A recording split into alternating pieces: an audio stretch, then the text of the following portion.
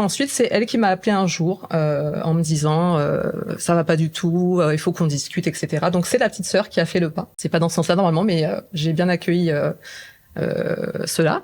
Et depuis, nous avons mis carte sur table et nous avançons dans la succession plus sereinement.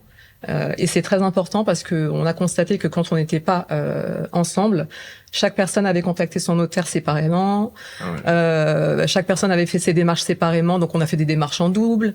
Donc voilà, une fois qu'on s'est liés, on va dire ensemble, on voit que c'est beaucoup plus fluide.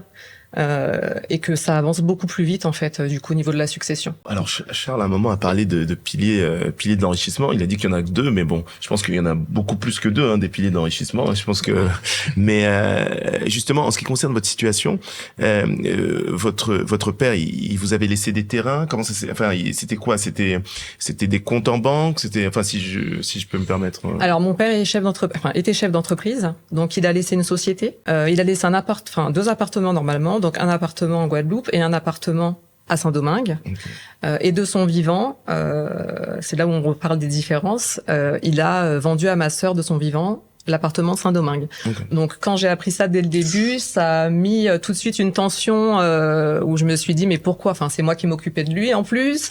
Elle pas du tout, il le savait, il le disait.